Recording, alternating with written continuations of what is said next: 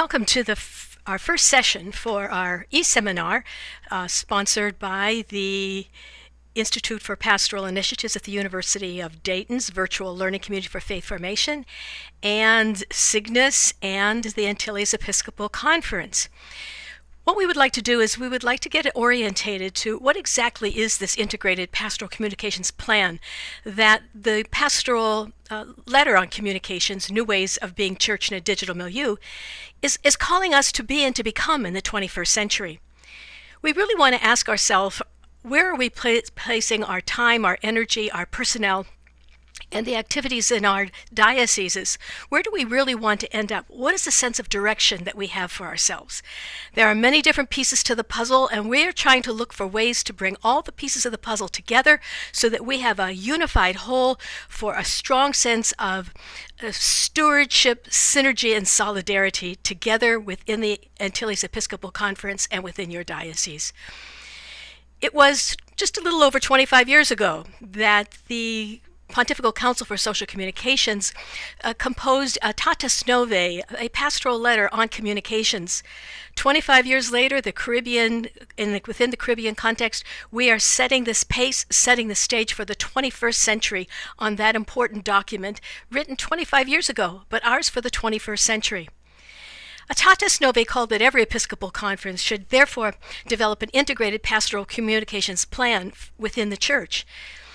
So why is an integrated pastoral communications plan for the Antilles Episcopal Conference and each of our dioceses important for the future of the Catholic Church, particularly the Catholic Church in the Caribbean? Each one of us want to ask ourselves that question in order to move forward. First of all, the Tatis Novae says we really have to engage and maintain an active listening presence in relationship to the world. We have to listen to what's going on within our culture, what's going on within the digital milieu, and how do we bring these both into conversation so that we truly can bring about the human development of our peoples and to bring about social transformation and the evangelization of our peoples so that they can truly hear and proclaim the good news today. Tatis Novae says that the Church must communicate its message in a manner that's suited to each age and culture of our people through the emerging media culture. This means that we really need to be aware of all the various forms and platforms that are coming up and related to the digital culture so that we can bring about a change, so that our voice can be heard through this new medium. We will be using the language of this new medium to stir minds and heart, to kindle a fresh disposition and attitude and an embracing of our faith. Pope Francis said that the Church needs to be concerned for and present in the world of communication in order to dialogue with the people today and to help them encounter Christ. She needs to be a church at the side of others, capable of accompanying everyone along the way. How often do we hear Pope Francis speaking about the art of accompaniment? And that's exactly what we're doing as we explore what it means to be church in a new digital milieu. Pope Francis goes on to say that the revolution taking place in communications media and in information technologies represents a great and a thrilling challenge. May we respond to that challenge with fresh energy and imagination as we seek to share with others the beauty of God. I think those words of a fresh energy and imagination is what is important. Today, more than ever, the Church needs to reimagine how can we communicate faith that speaks to the minds and the hearts, the passions and the deep beliefs of our people. Fresh energy and imagination. So why do we use the word integrated? Why did a Tatis Novae, the dawning of a new era, use the word integrated? Why does the pastoral letter of New Ways of Being Church in a Digital Milieu speak about integrated? Well, integrated pastoral communications plan means a couple things. Integrated means that it includes all forms of social communications media, not just radio or press or television or social media, but all the new forms of social communications that is emerging. Integrated means that it involves all the entities of ministry within the Church or within the diocese. All too often, we may simply think of communications relates to the communications work of the communications office. No, it involves Catholic education, catechesis, social justice, ecumenism, family issues, RCIA, all the variety of rich ministries need to be integrated in deep conversation together.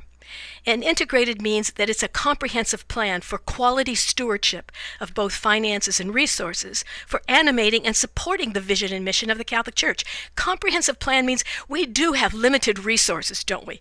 With both our finances and with personnel and various resources. But if we could work together, thinking collaboratively, we can create a plan where it becomes a win-win for everyone.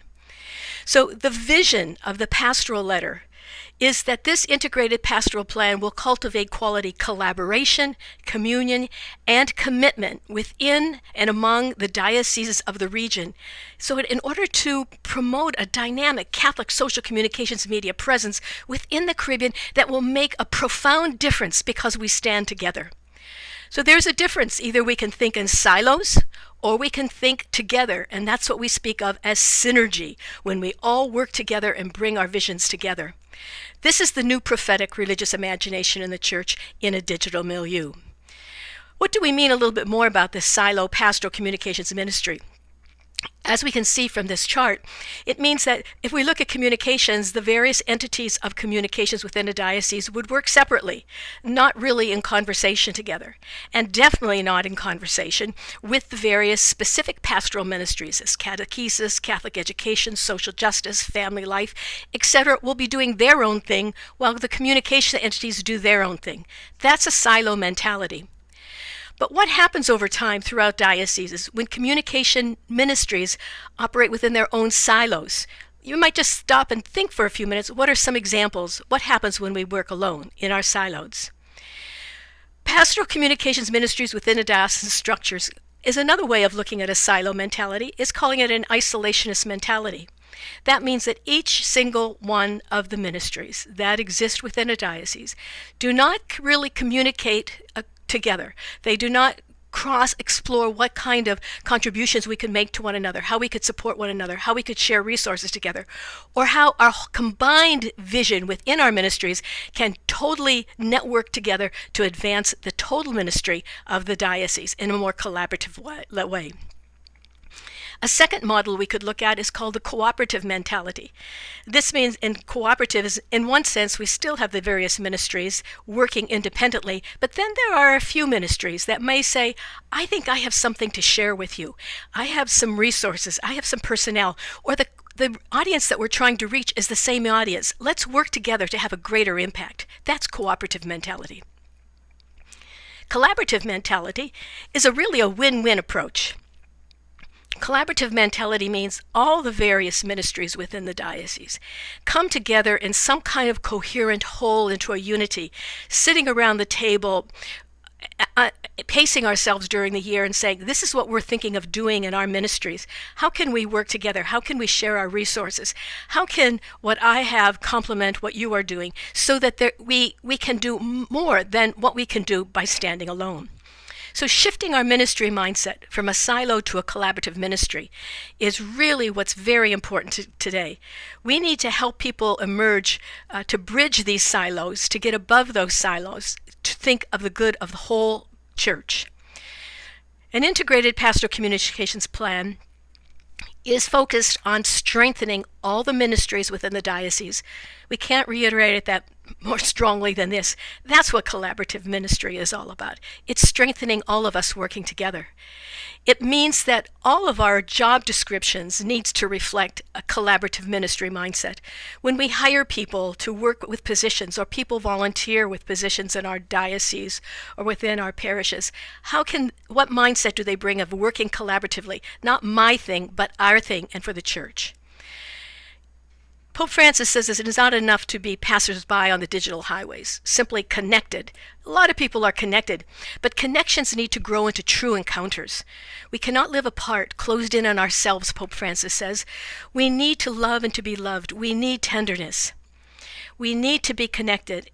We do not explore, we are not thinking about these social media as being independent of human development within our cultures, within our dioceses. We truly want this social media to bring about this strong bridge, the strong relationship, that art of accompaniment, which Pope Francis constantly is talking about. The pastoral letter speaks about 6 desired outcomes for why the bishops are encouraging all dioceses and parishes to look at creating an integrated pastoral communications planning process. What do we really hope will come out of this initiative? First, we want to proactively realize the expanding social communications media in the church. We want to see that we've realized that more and more of our young millennials, Generation Z, people are using the more media and spending more time there. That's where the church needs to be. We need to be present in that milieu if we want to communicate effectively and address the pastoral needs within the church. Second, we are looking to inspire and stimulate a new mature spirit of the living faith today. We don't want our Catholics and our faithful within our parishes to simply just move along at a snail's pace with their faith, but we want them to be animated. We want them to kindle afresh, anew within the 21st century, a mature faith where they can articulate their faith within various cultural contexts, and they can speak about their faith in a way that moves minds and hearts to nurture an encounter with Jesus Christ as well. Third, it's to integrate social communications and media education in all ministry formation programs. Social communications formation is not to be left to only a few group of people who are specifically experts in the media and social communications. We need to encourage and support that all of our programs within our dioceses, within seminary formation, lay ministry formation, catechesis, evangelization, social justice, permanent diaconate formation, all of these various programs need to have an element of social communications and media education included in them. And there are ways that we can do it within the diocese as a whole, and we will see we can do that within the whole region of the Antilles Episcopal Conference as through the Caribbean School for Catholic Communications. Fourth, it's to establish the Catholic Church's Caribbean Social Communications Network of creative thinkers or imaginaires. Don't you love the word creative thinkers or imaginaires? The network, again, is a collaborative concept. It means looking at each of the dioceses throughout the Antilles Episcopal Conference, identifying those who have gifts and strength and qualities in the social media to inform, support, and educate others, that we can have this network of bringing together our best resources to create the best programs that will animate minds and hearts for an encounter with Jesus Christ. Fifth, it's to encourage and support and reward diocesan ministers to pioneer new methodologies by collaborating within the diocese and to support fresh perspectives for implementing an integrated pastoral communications plan. You know, pioneering new methodologies. It's thinking outside the box. We can't keep doing the same thing we're doing that we have been doing for the past 15 or 25 years because it simply isn't working anymore. We are finding that from our own teaching in elementary and secondary schools and how people are working in the professional world, in the world of collaboration and new media. Therefore, we within the church need to begin to think outside the box, encourage pioneering, and share those pioneering efforts throughout the region. And sixth, to ensure that a comprehensive demonstration of collaboration, communion, and commitment is woven into the life of the fabric of the mission and vision of the AEC and each member of the diocese. So I ask you to take a few minutes and think about some of these ideas I've shared with you. Go back and pause at each one of the slides. Think of what it means to you. And perhaps if you're with a group of people looking at this PowerPoint, share what do these ideas mean for you as you think about enhancing your integrated pastoral communications plan for your diocese.